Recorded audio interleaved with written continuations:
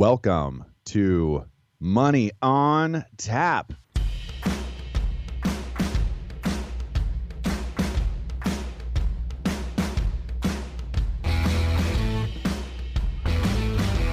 Money on Tap, your personal finance headquarters, where we bring out the professionals' experience and some fun in what we call three-dimensional investing, utilizing insurance, brokerage, and fee-based planning.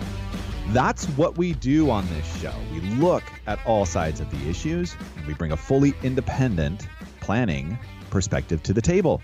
Welcome back. You're listening to Money on Tap. Wonderful to have you aboard with us today. My name is Seth Cressman, and I am here with Ben Brayshaw and Dan Mickelin. How are you gentlemen doing today? I'm doing well. Seth. Dan, how are you? You good? Yeah, I'm doing great. You might think that the show topic today is generosity because that's what's flowing out of me right now towards Ben and Dan, if you haven't picked up on that. But no, it's not. We're going to touch on a little bit of that today in the show for you, for sure. If you're wondering, hey, what am I doing here? Who are these guys? Was it a friend or a foe that sent me this link? Well, believe it or not, we think it was a friend.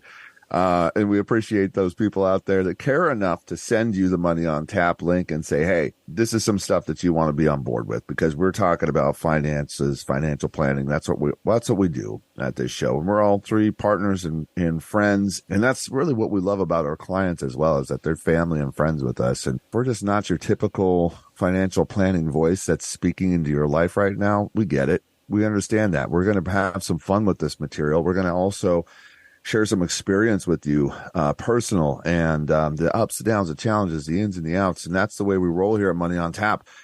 And we are going to be having some fun today with a topic. It's kind of a part two. It's kind of the other side of the coin for us on what we were talking about last week. But it's successful retirees. Just do it differently.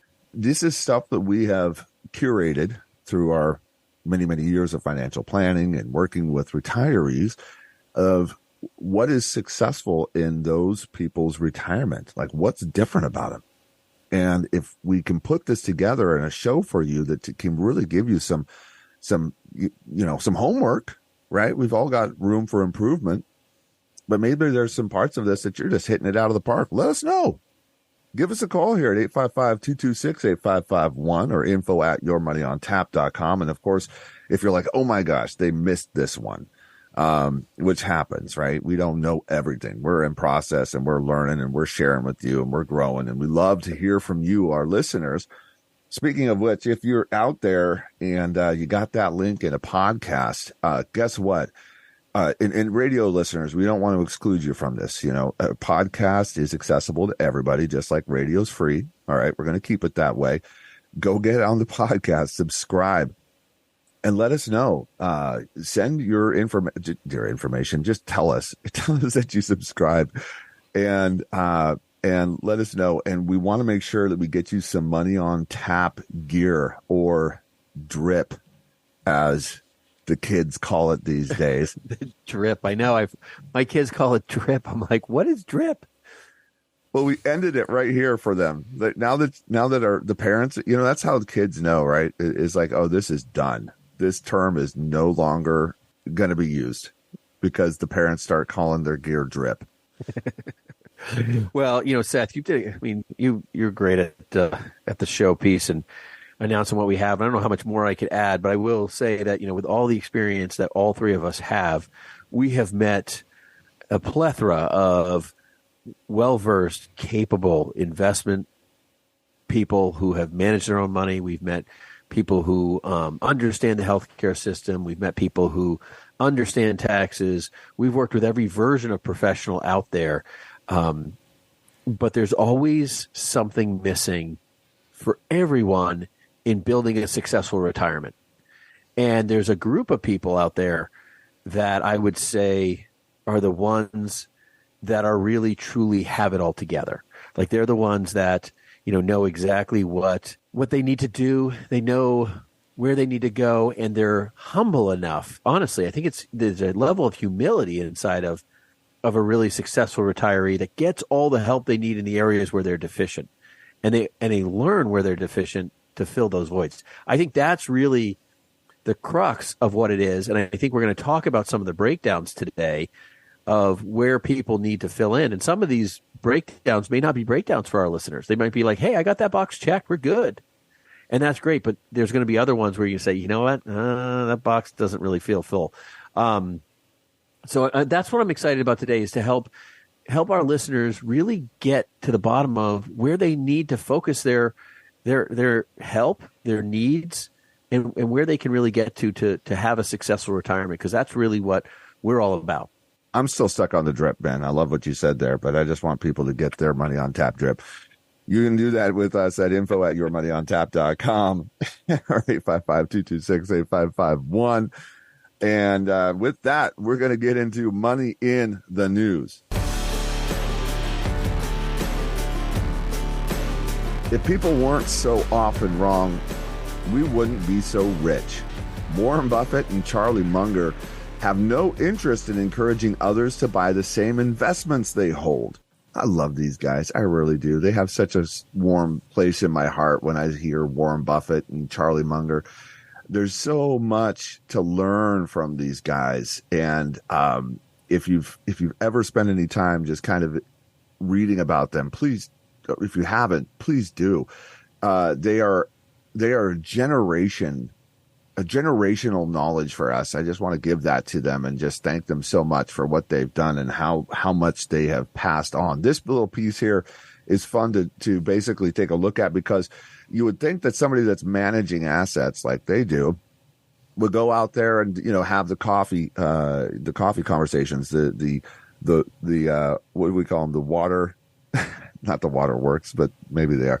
When you go to like the get a glass of water and you're talking to everybody at the shop and blow up their idea, like, oh yeah, hey, this is what I'm investing in, and why? Because then everybody would flock into that idea, and it would go up, right? And they'd make money, and that's not at all what they're doing. They are actually investing, but they're investing over a period of time. And believe it or not, they kind of want those investments to continue to seek lower lows as they add more into these investments, knowing very well that they have an advantage in what they've invested in. And most of the time, what they're looking or talking about is their advantage is the patience that they are willing to take with an investment.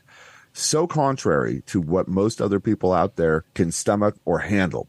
A lot of investors are looking to get into something and make 10, 15, 20% and turn around. And, I'm not just talking about individual investors. I mean, institutional investors, have that kind of, what's the next quarter look like? What's the next 6 months look like? How's my performance going to look on this chart that's upcoming? But these guys don't come out and say it, but the fact that they're, looking at these investments, willing to buy in, and trying to stay quiet, knowing they may suffer short-term losses, I think gives you the perspective behind the scenes that, when they target a company to get invested in, they don't see the upside at 10, 15, 20% from now. They're seeing the upside at 50, 100%, who knows what, down the road. And they're just taking such a longer view that it really is wisdom for us all. I mean, they're totally atypical in that way. They don't want the short-term press to run up the price momentarily. They're valuing these companies on a different scale, and they see big picture, long-term upside. Yeah, I mean, I think the thing is that they're taking positions over a long period of time because they're doing such large positions. So the last thing they want to do is see a run up in the stock. They're like, we're going to buy, this happened with Occidental Petroleum. I mean, Warren Buffett went from saying, I'm going to take, a 5% stake to a 25% stake to a 50% stake. And he's not saying he's actually going to buy it, but he has to keep announcing, because he's becoming a majority shareholder or at that level, you have to announce that stuff. So he doesn't want people to do that. So this stuff is done, and people report about it, but don't make a big deal about it. But he's looking to take huge positions, and if you're going to take a huge position on something, you definitely don't want the stock to move, and you definitely don't want to advertise that you're interested in that stock. You take it. Oh, Warren Buffett's buying Coca-Cola. Oh, Warren's buying Coca-Cola every day for the next 3 years. So he's, we're buyers here, in the everyday world are just saying, well, I'm going to take a position in Coca-Cola and I'll see you in 6 months or 12 months. I'll take my profits, hopefully, and move on. But he's never moving on. I mean, what was it? Dan, the show, I can't remember this. I think Amex he bought, and the dividend that he's collecting now is 30% of what he paid for. This is every year than what he paid for, I think, Amex for originally. Exactly, yeah. Just because of and I mean, it's just like crazy, but his position's so long. He's like, I don't care. I put this money in there. It's paying me 30% every year of what I paid for it way back when. So that perspective is a totally different way of investing. And, he's always been a long-term perspective investor.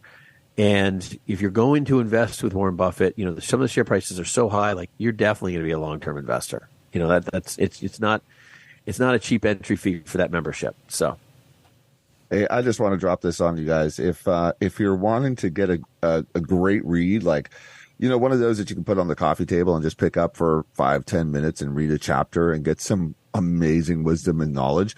It's All I Want to Know Is Where I'm Going to Die, So I'll Never Go There, by Buffett and Munger. And this is a study in simplicity and uncommon common sense. It explains so much about who these guys were, where they came from, and just brilliant stuff that you can take away and add to your life or your investing period. Next up, Hess family gets $5 billion as founder's son sells to Chevron. And, this article caught my attention, particularly because, and by the way, this comes from Simon Casey and Kevin Cowley. We just saw in last week's show another, fairly major consolidation in the energy world, right? So ExxonMobil had purchased some natural gas fields, I believe it was, and it just increased their position and their ability to profit in that space significantly. And this is another instance of consolidation in the energy sector. And, it highlights some of kind of the beginnings of Hess, where it says Leon Hess founded Hess with a secondhand truck delivering fuel oil during the Depression. So, essentially the founder of this company borrowed a truck or rented a truck and was delivering oil. And, fast forward 100 years and his family cemented a $5 billion nest egg and through the purchase or the sale, rather, of their company to Chevron. And the other thing that was interesting is the kind of structure of the sale, and that it be an all-stock sale. So the ownership at Hess, the leadership there, the primary stakeholders who are selling off their position or swapping it for shares, they're going to stay in the business. They're going to retain some position of control. It's not a total exit strategy, but they are stepping into an opportunity for themselves with some upside and as well for their shareholders. This is really interesting. I mean, from a standpoint of consolidation of the oil world, I don't know about you guys, but the level of consolidation in this space and the big players taking positions, like we mentioned Warren Buffett a minute ago with Oxy, and this is a concerning factor for me because I really think consolidation is a bad thing in this space on a lot of levels, especially for us as the consumer and the price gouging. It's kind of like OPEC. They label how many barrels they're going to produce. All of a sudden we have just a few managers of our oil in the U.S. That is our transportation. That is everything to us. It's really a concerning factor to me. I mean, yeah, he got a position on the board. The family's going to be one of the largest Chevron owners of Chevron. And I get all of this, the big buyout and everything. And the story about his dad driving an oil truck during the Depression and making Hess out of it is truly phenomenal. I mean, that man lived the American dream on every ounce of it. But I don't know about you, Seth. I get nervous about consolidation like this. So there with you. It's like one of the main drivers here for us is competition, right? It's what helps a healthy capitalist society, if that's possible. Competition is one of the main drivers there. And I think we've just seen time and time and again how overall this could just end poorly for us as the consumers and really losing our ability to have any influence whatsoever over the energy prices, which are already skyrocketing. Cartels and all those things, having price control. I'm pretty sure that's not legal, but anymore, it's hard to be able to really put your arms around what's going on behind the scenes and who's controlling what. And those are some massive dollars that have been shifting. And it's not just this deal here. It's several of them across the board that we continue to see. I don't know that I ever will believe that big oil or big anything is going to have me at their best interest. They don't care about you, Seth. They don't really. I'm going to sing that song to myself when we're done. But until then, we've got Anna Kuban, who's bringing us for CNN Business. Javier Milei wants Argentina to swap the peso for the U.S. dollar. Here's what that could mean. Self-professed anarcho-capitalist, chainsaw wielding is what they've labeled it here as well. is a step closer to overhauling Argentina's beleaguered economy by throwing out the nation's peso currency and adopting the U.S. dollar as legal tender. Javier Milei, far-right libertarian and presidential candidate, talking about dollarizing Argentina in a signature proposal in this campaign and hailing it as the cure for the country's hyperinflation problem. An interesting article as you read through here, to say the least. How up am I on Argentina and their inflation? Not nearly enough, which it topped 138% in September. Now we think we have inflation. Oh my gosh, 138%. So I thought one of the things that this article did a good job of really laying some groundwork here for how this could actually work, or I think at the end of it, how it really couldn't work, just given the circumstances of where Argentina is at, their inability after conversion to really even pay off debt. Also, some smaller economies out there, Ecuador, I believe was one of them, that has also defaulted on their debt twice after converting to the dollar. So what they're looking for is the economy to become reasonable and their spending to become reasonable and then become accountable to what they're doing instead of just getting out here and printing money. I'm almost on the side of like, hey guys, let's pay attention, US dollar, to what other countries are really struggling with, because, are we different in many ways? Yes, because of the size and scope, but you know what? There's some telltale warnings here for anybody out there. And we don't really have another solution other than the dollar, except for, world digital currency, which I hate to say. What does America get out of it, people using our dollar to stabilize their currency? I mean, we get a lot. I mean, in reality, like there's a lot of value to globalization of the U.S. dollar on some level because it becomes more of a reserve currency, right? We're concerned about the reserve currency has dropped in the U.S. over the last year or so. I think we read an article that went from over 70% down into the 50s. And, that's a concern for me. But I think you're right, Seth. The whole article talks about how they think this is a silver bullet and this is how this guy's doing so well in the polls, even though he came in second in the initial election. Their inflationary issues are huge. And I guess that's why they're trying to do this, is to cut out inflation. But like you pointed out, Ecuador, which has defaulted twice, this is not the answer to all of their problems. And the article does a really good job about saying that this has not worked for other people the same way. And then on top of all of it, that Argentina doesn't have enough money to actually make this conversion happen. So, they can't even do this process. And I'm just curious, even though it's going to help with the inflationary standpoint and it's going to mediate that a little bit from them skyrocketing through their own inflation, I'm just curious what it's going to do, if it's going to cause any deflation inside their assets as they're shifting to a currency that's worth a lot more. So anyways, I'm just curious, because if this fails, like if they sell a house for 1,000 pesos and now it's $1, then all of a sudden this thing fails, like Ecuador, and you just sold your house for something that's way below if they switch back to the peso. I mean, there's just so many question marks in a transition like this, and the permanency and the success. It's a big move. I'd honestly never even heard of and didn't even consider the possibility that these other countries can just do away with their whole economic system, rid themselves of their own currency, and then begin to rely on our own. I just found that fact astonishing, and obviously it's happened before with kind of varying degrees of success. I mean, every week we talk about the Fed here, right? And, how much we disagree essentially with a lot of the moves they're making, but these entire other countries are putting their economies in the hands of our Fed. To me, it's a mind-blowing situation there. I mean, the one thing that they're hoping to prevent, but has been the fail-safe, to your point, Ben, before, is, when they struggled and inflation was out of control, not that it necessarily solved their problems, but as a temporary stopgap, they could print more money. But as soon as they make this transition to the U.S. dollar, they have no ability to do so. I know there's a ton of skepticism as to whether it would work again here for these folks, but just to surrender yourselves to somebody else's economy in that way, I just think it's mind-blowing. It's incredible. I'd be curious to see how much it enhances the tourism, though, just given that we wouldn't have to have an exchange. We'd just be able to go there and spend $1. And that's actually something that just kind of popped up on my radar. I was like, oh, hey, Ecuador, we can go there and just use $1. I like that. Same thing as Hawaii, even though, I know it's one of the 50 states, but it kind of feels like it when you go to Hawaii, that you're like in a different place using $1.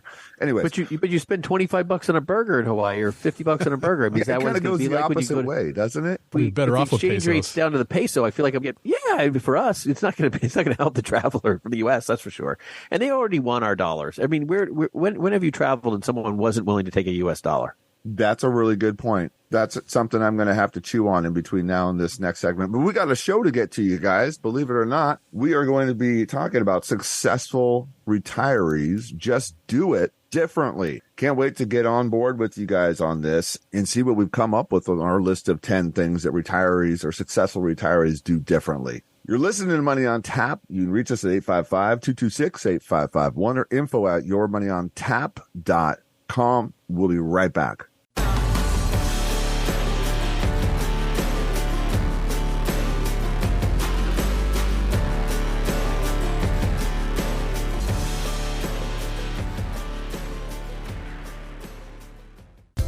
Hey everyone, Dan Mickelon here with Brayshaw Financial. Looking for a hassle-free way to invest? Look no further than Brayshaw Financial Group. With Brayshaw Financial Group, you can start investing with as little as $100, enjoy a user-friendly platform with a diverse range of investment options. Visit Brayshaw Financial Group and start your investment journey today. Brayshaw Financial Group, investing made easy. We appreciate you listening to Money on Tap with Ben, Seth, and Dan. You can contact us at 855-226-8551 or email us at info@yourmoneyontap.com. And now, more of this week's program.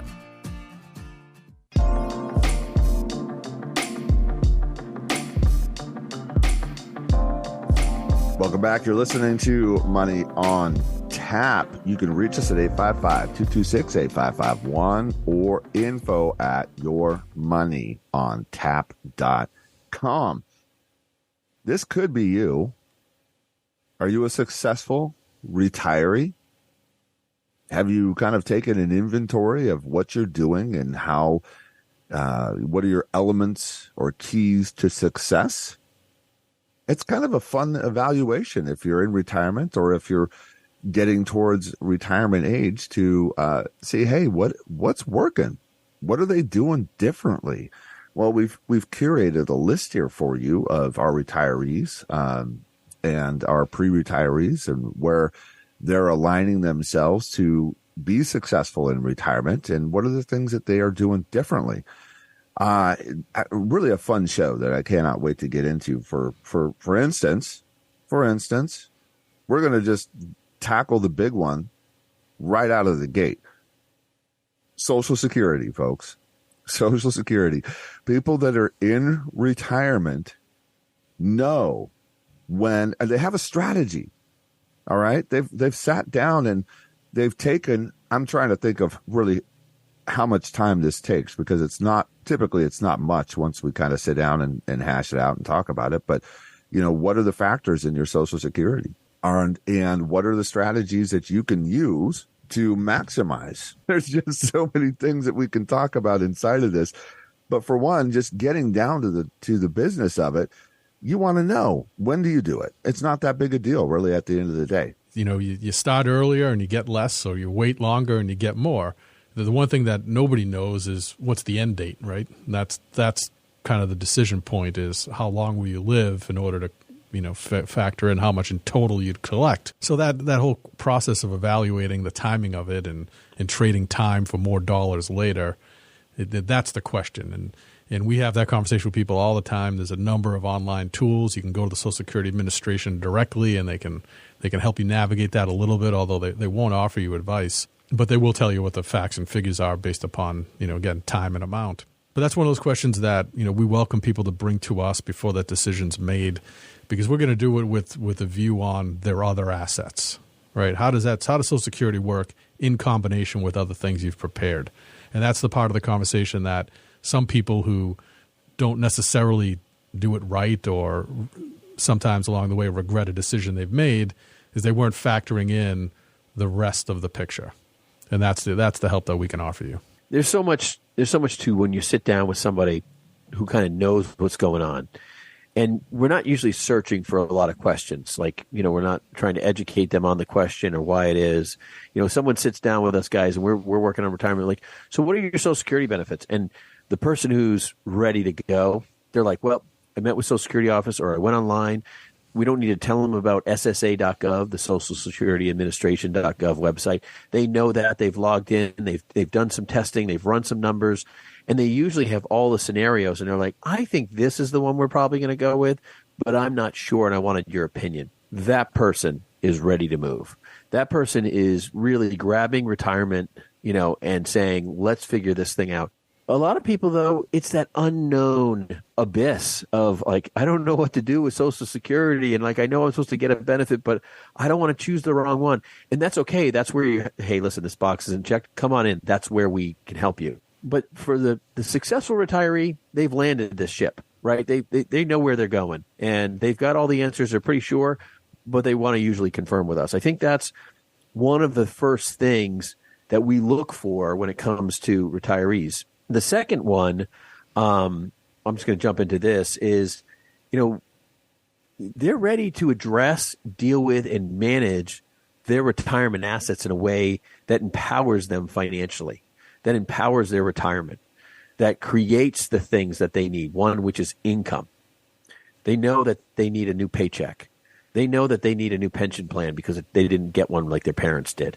They know that they need regular flow of money coming through the door each and every month so that they can pay their bills and manage through this.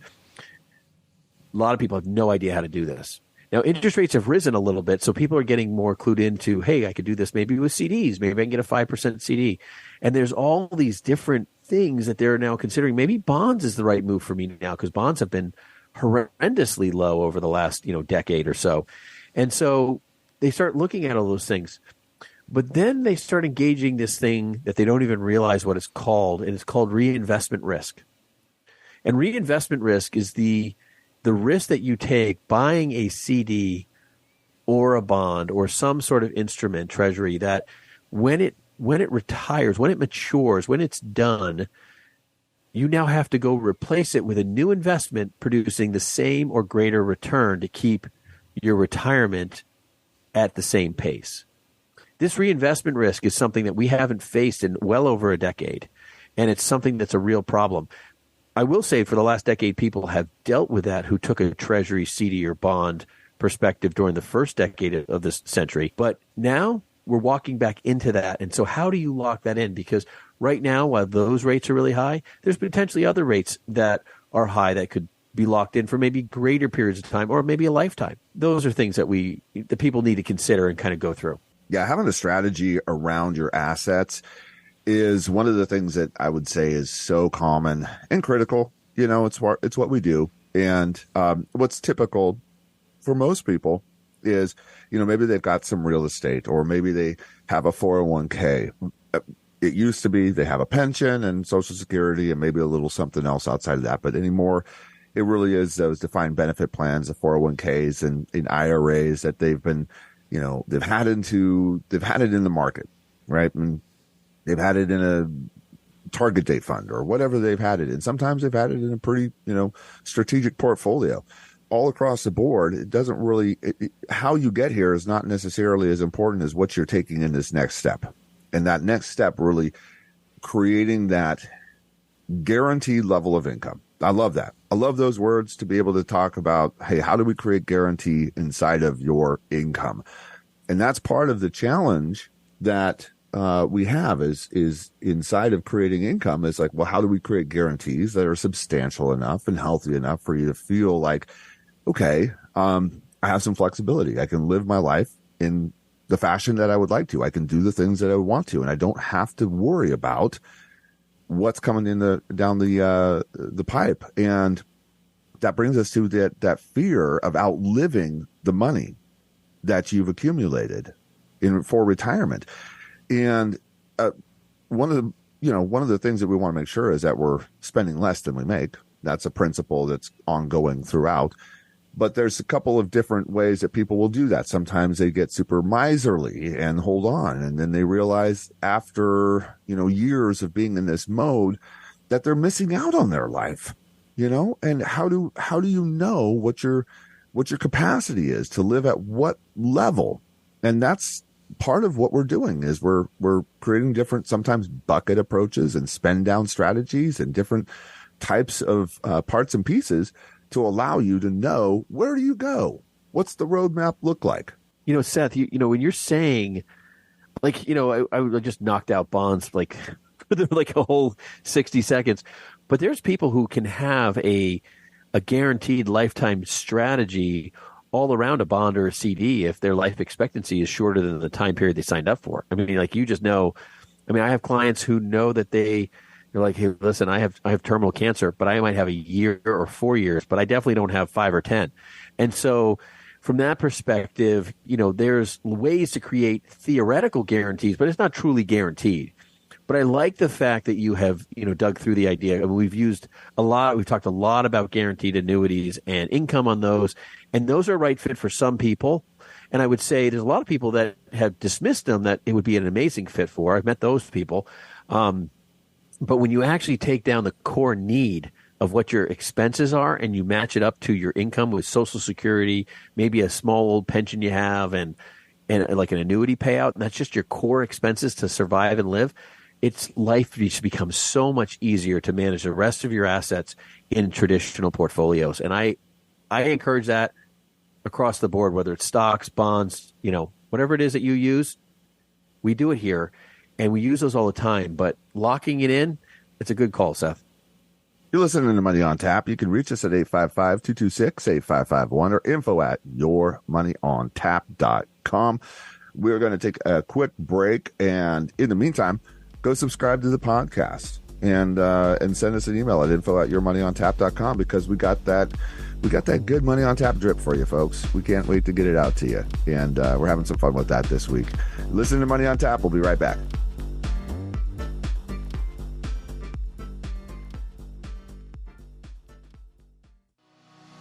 Are you ready to take control of your financial future? Look no further than Brayshaw Financial Group. Our team of experienced advisors is dedicated to helping beginners like you build wealth through smart investing strategies. Visit BrayshawFinancial.com today to start your journey towards financial independence. Brayshaw Financial Group, your partner in wealth creation. You can reach us at 855-226-8551 or email us at info@yourmoneyontap.com. And now, more Money on Tap with Ben, Seth, and Dan.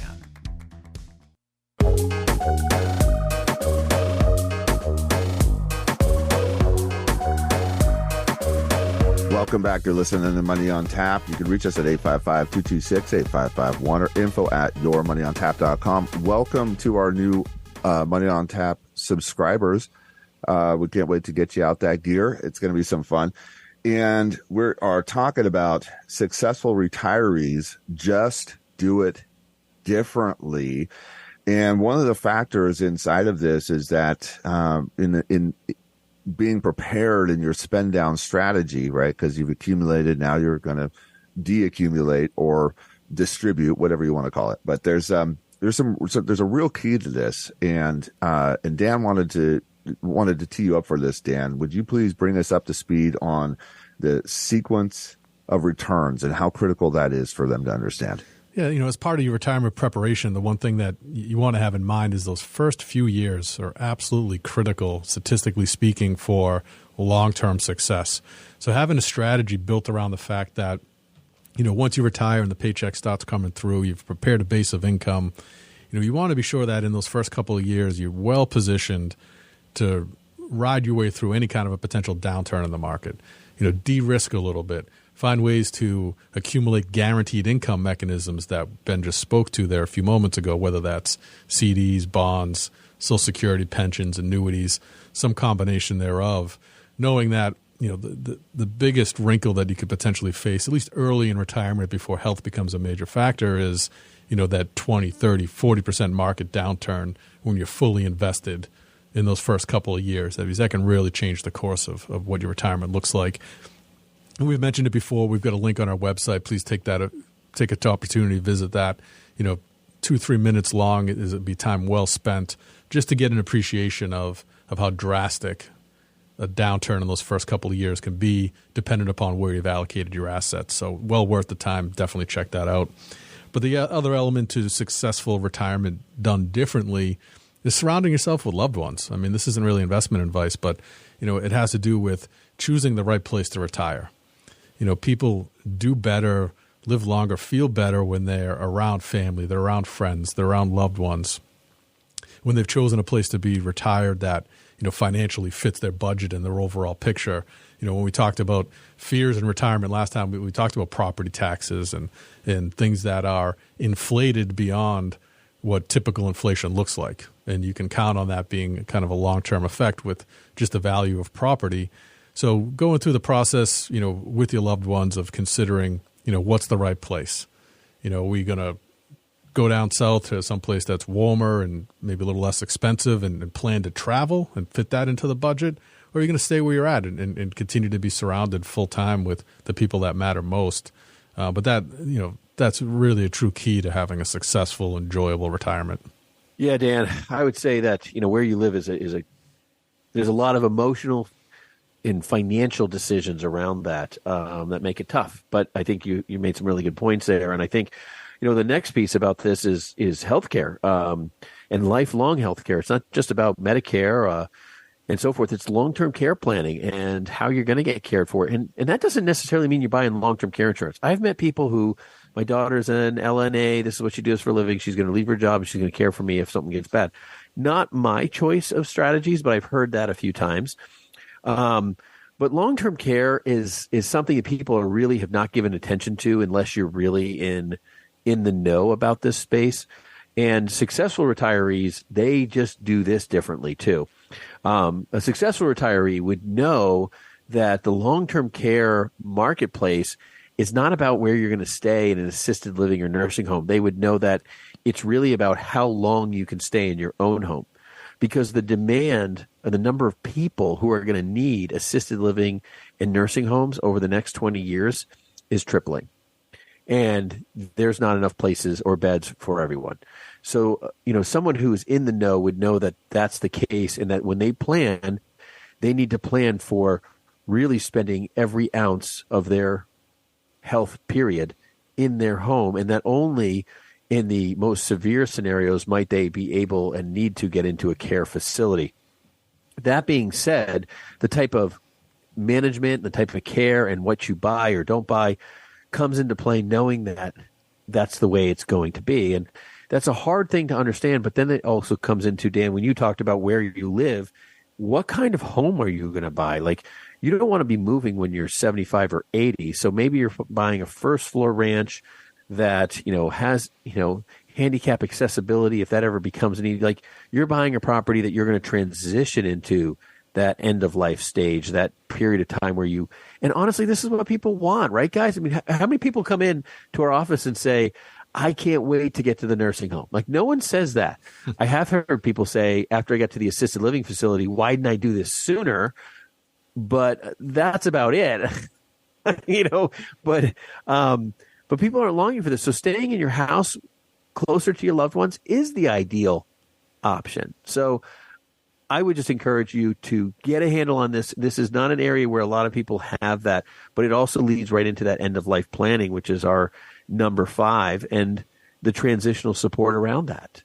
The transitional support of your loved ones, caring for your long-term care policies and collection of dollars, as well as what do you want the end of your life to be? I've had people who don't want a service, don't want this, don't want that. They do want this. They don't, back and forth. And you got to do that planning because no one's going to be able to guess that for you. Yeah, I'm just thinking back to a few of our podcast episodes ago. Marisol Goodman, estate planning attorney, was on with us, and she just did a beautiful job. Go back, listen to that, because it's alleviated, actually, just in having that podcast and that show. It just alleviated some of the stress that we as planners kind of carry around with us as our concerns for our clients, and giving some direction and giving them a little bit of some encouragement to get some of these things handled, because there's a lot of freedom that happens in that process when you're not packing around the concerns of, do you have your health care directives taken care of? Do you have your power of attorney? Do you have your estate plan? Do you know who's going to be taking care of that for you? When you've got all that stuff buttoned up, not that it can't change and you have to make it an end all be all, but when you've got that process handled, my gosh, what freedom people experience in moving on with doing other decisions. Speaking making other decisions. Speaking of, you brought up a scenario that I thought was hilarious. My parents' best friends, the ones that they get together with and they play bridge with every couple of weeks or so, just pulled up, and they lived about a half an hour away. They just pulled up and they moved like 6 hours away. No family around.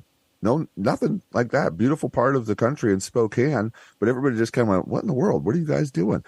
And, they've come back and forth, and now they're looking to buy a house right next to my parents so that they can, enjoy that community that they experienced. And sometimes people, even in your 70s and 80s, you get opportunities to make different choices and experience life. I'm glad for you if you do. But Ben, you were talking about nobody wants to move in their 70s or their 80s, and these people just can't stop moving is kind of what they just took up and left. Yeah. That says more about their family than them, but I'm sorry. You're listening to Money on Tap. You can reach us at 855-226-8551 or info@yourmoneyontap.com. We are talking about successful retirees. Just do it differently. Hopefully you are gathering some information for yourself and just giving yourself a little bit of a little feedback here and there, some different ideas, some things that maybe haven't been on your project list lately. Let's take them off the back burner, move them a little closer, and let's roll up our sleeves and get to work. We're going to take a quick break. We'll be right back. You're listening to Money on Tap.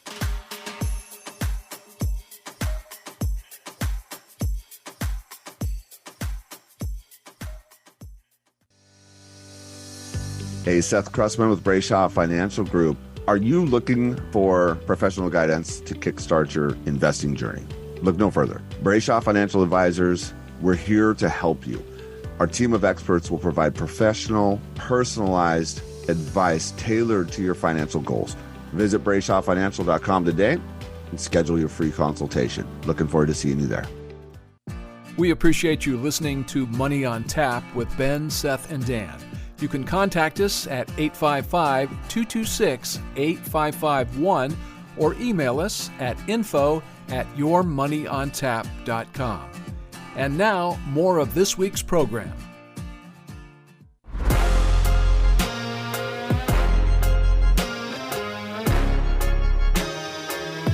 Welcome back. You're listening to Money on Tap. You can reach us at 855-226-8551 or info@yourmoneyontap.com. And we are talking about successful retirees. Just do it differently. These are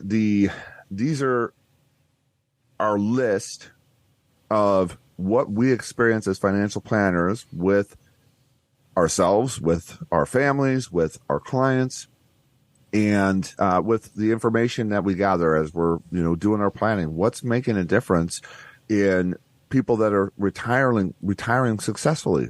And there's a lot more to it. I mean, of course, we're talking about assets and distribution and not outliving your assets and all that kind of fun stuff that we're focused on in retirement planning. But there's a lot more to retirement than just your income. There's where you live. There's the community that you have. There's, end of life planning. There's a ton of stuff baked into this cake of successful retirement. And with that, I am really excited to get into this next piece because I'm sure it's for all of us, whether you're retiring or not. This is you, this is me, and we all could use a little bit of a nudge, just a nudge in this direction. What do you say, Dan? Well, first off, you threw a buzzword at me there, cake. You got to stay away from the cake. Let's start with that, right? No more cake. Cut that right out. So the next thing up for successful retirees is regular exercise. Right? Be active, be engaged, be physically involved. Join a team or find some community exercise as well. I think that's a great opportunity because you have your social aspect, you have the physical activity. You're getting all of those things that keep the mind sharp and the body moving well. Just stay away from the pickleball. I think we covered that. That's an absolute death trap, so avoid that one. But, some nice outside yoga or, things a little slower paced, but keep active. It's going to extend your longevity. It's going to stave off some of those long-term care, ADL-based issues. That's activities of daily living, right? So mobility counts. I mean, my grandmother who made it into her 90s and, had a really fun way of saying things quite curtly, she'd just tell you to get up off of your butt, right? I mean, that was her diagnosis around exercise and living long, was just get up and move, just go do something, right? And she would tell it to you like that, with a few expletives probably woven in there. But that's another key to successful retirement is, mind your finances, mind your mind, but take care of your body as well. Now, Dan, did you say outside yogurt or outside yoga? I know. I was just a little Massachusetts accent by the little yogurt. Is your grandma telling you to get outside and eat your yogurt? Is that what you did? Well, we're not known for throwing extra R's in there, but maybe I got one. I don't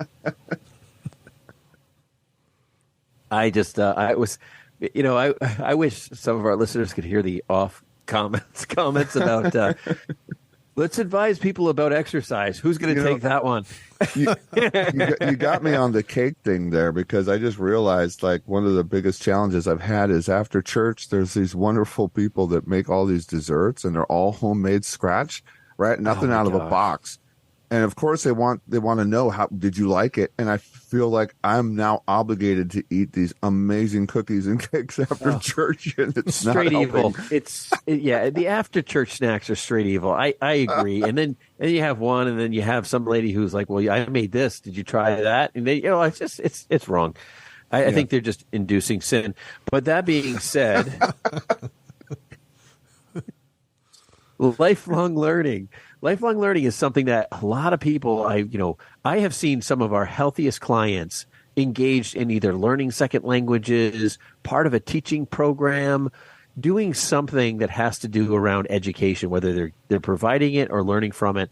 It just keeps your mind sharp. And I think a lot of people fail to realize that, your mind is a muscle. It's something you have to exercise, and it's super important. But that also involves embracing technology. So some of our probably most capable retirees, really, we don't have technology issues with them. They're not trying to figure out how to use a fax machine or a printer or scan an email. Fax machine. I know, we still have fax machines. We do. And they're not struggling to get that done. They are able to do all the things that they need to do. They see their grandkids. They talk to their grandkids on their phone. They are active and involved. And I think that's what it happens, which brings us to number 8, which is volunteering and generosity. I think, if I were to actually label somebody who's a successful retiree, I would say it's somebody who is really got a handle on the anxiety, the frustrations, the struggles. They have a maturity depth that's just so large that things just don't faze them anymore in life. I don't know about you guys, but things still faze me, obviously. But I noticed the things that fazed me 10 years ago and 20 years ago and 30 years ago and 40 years, like some of them just don't mean anything anymore. Like some stuff is just faded out of the distance. Like it doesn't matter. Like I can't do anything about it. But people who are successful retirees, they're generous. They volunteer. They're there giving to others because the other stuff doesn't matter anymore. And I think that's really where you see the heart of somebody is they're just engaged in other people because they're taken care of. And that is kind of like the epicenter of where I want to be when I hit that full retirement period. Sound in each and every one of these things as we go through them and have that ability to just be super generous. I don't know about you guys, but that's how I see people. It's totally anecdotal, but one of the signs for me is if I call somebody and you just want to book an appointment, just trying to schedule some time with them, and they're retired. Some people you talk to is like, well, whenever. I mean, schedule's wide open. And you almost have concern for them. And other people, it's like, well, I'm over here doing this that day. I have my volunteering at the church this day. I'm watching the grandkids. The calendar is just full, and it's a combination of the generosity of their time, their exercise and physical activity. They're learning, they're furthering their own educations. Like, that they're keeping their lives in their time and their schedule just occupied with things that better them, that keep them involved. And, I just really think that's generally a really good sign for someone who's enjoying retirement and doing it successfully.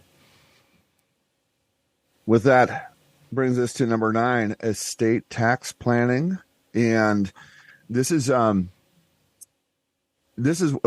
I wanted to actually kind of separate those. I kind of smashed them together, but there's estate planning and then there's tax planning as well. And having your flexibility and ability to adapt is one of those places where I just see people struggling a lot across the board.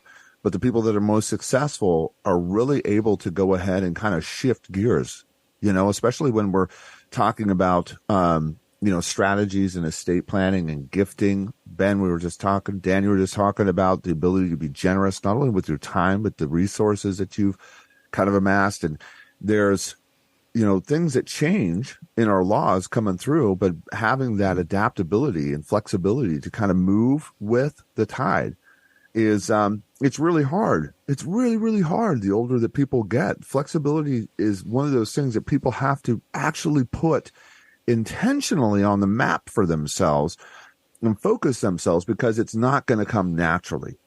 Our brains don't work that way. They start to become inflexible in how we're processing and what we're doing.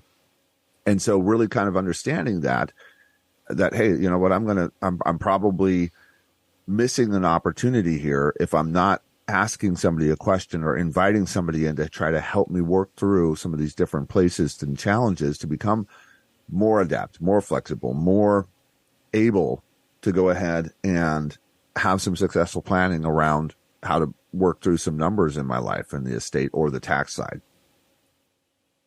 Yeah, I think, when it comes to estate planning, this is one of those constant moving carts that no one knows exactly where it's going to end. And, constantly monitoring that, working with professionals that are, going to advise you, hey, we need to do this, or hey, we need to look at that, because the estate, tax code is going to change, and taxes always change. So that really takes ongoing management. You need to make sure that brings us to that last piece, which is the team, building the right team for yourself. We talked about this last time and putting that together.